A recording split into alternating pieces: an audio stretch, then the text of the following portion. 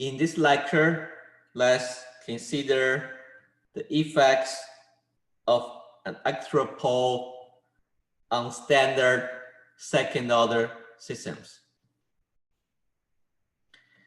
Let's still study the step response.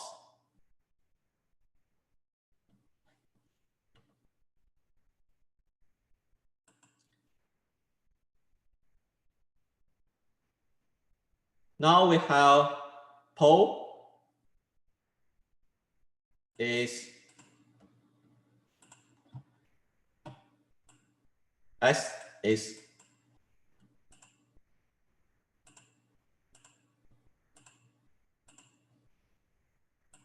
S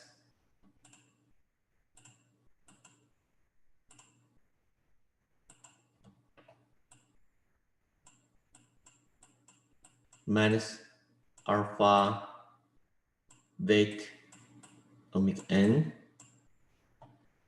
Similarly, when alpha is very large, it has little effect on step response of the standard second order systems.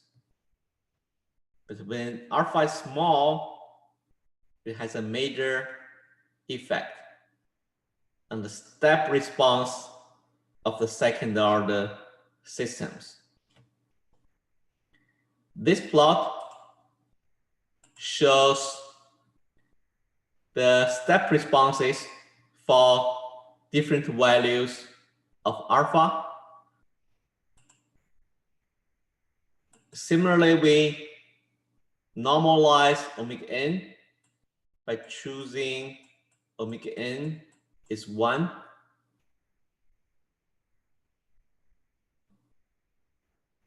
Then we choose beta is 0.5.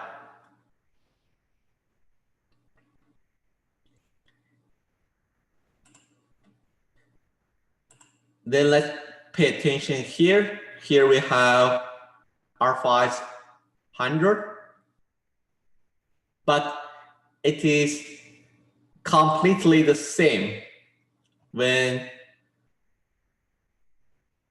there are no the additional pole.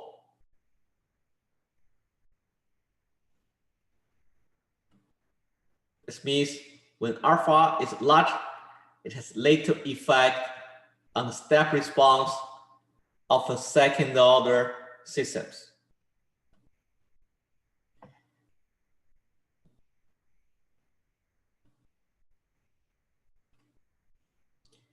Then we see when alpha decreases, we see the responses are different from the original step response. That is, alpha is 100. The same we can see for beta is 0.707.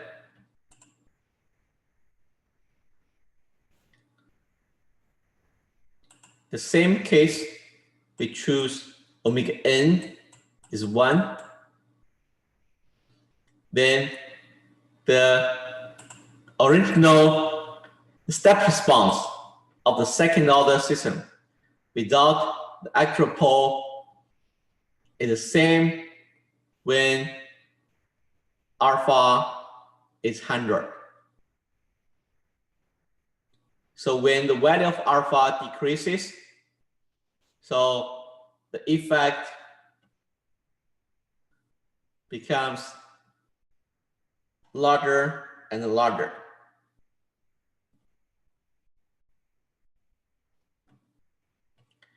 So now we see the major effect of actual pole is to increase the rise time.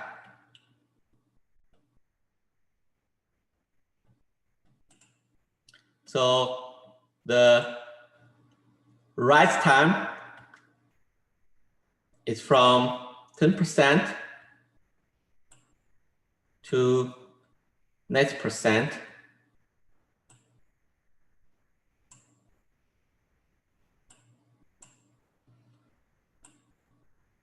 This is the original rise time. Here is the rise time when alpha is 1. The major effect is to increase the rise time.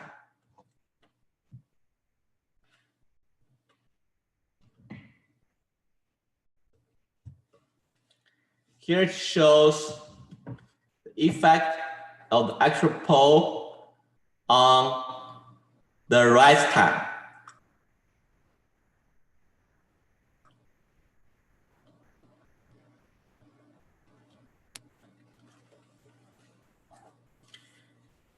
When alpha is large,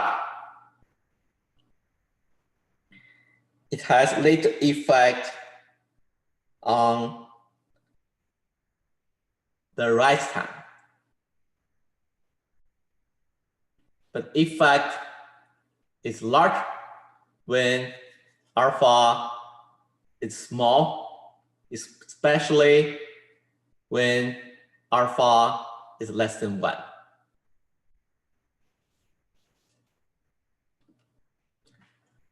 Now let me summarize the effect of pole and zero patterns.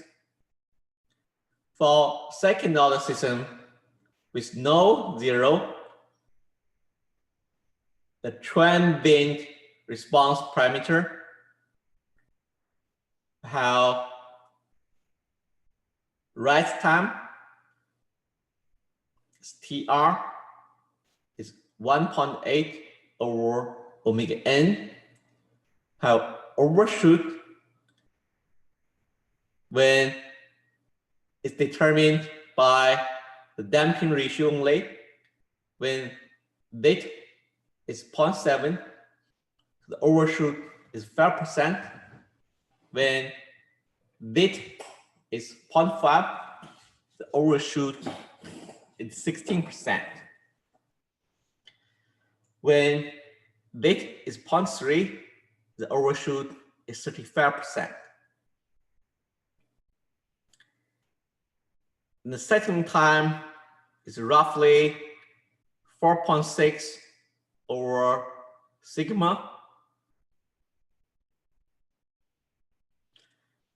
We know the major effect of the left half plane zero is to increase the overshoot.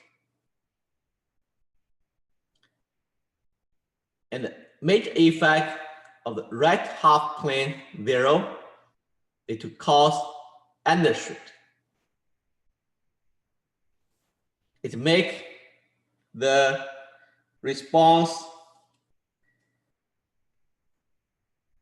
it will depress the overshoot. So the step response will start out in the wrong direction.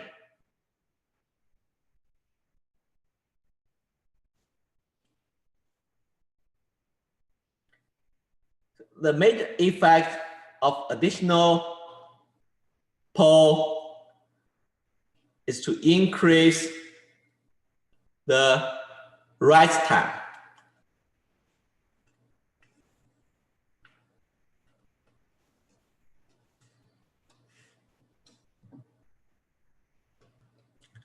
Now let me give a summary of chapter 3. So chapter 3, we have to remember how to reduce the block diagram. The most important, you need to know the feedback loop. So transfer function from the input to the output is forward pass gain over 1 minus the loop gain. Then it's 1 plus G1, G2. For time domain specifications, we have rise time is 1.8 over omega n. Settling time is roughly 4.6 over sigma. And overshoot is determined by the damping ratio only.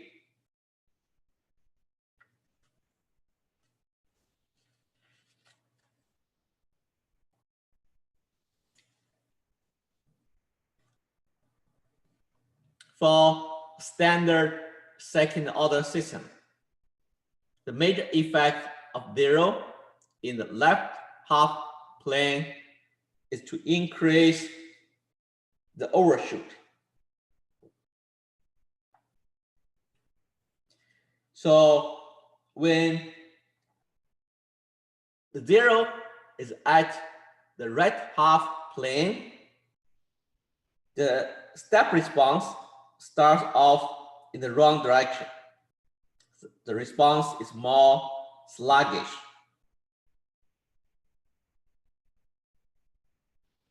So the zero is also called non-minimum phase zero.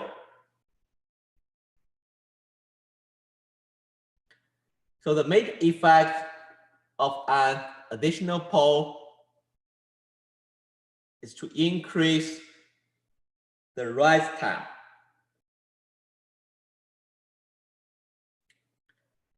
So we know a system is stable if and only if all poles are in the left half of the S-plane. Then we can use Routh array to verify the system is stable or not. So if a system is stable, if and only if all elements in the first column of the Routh array are positive,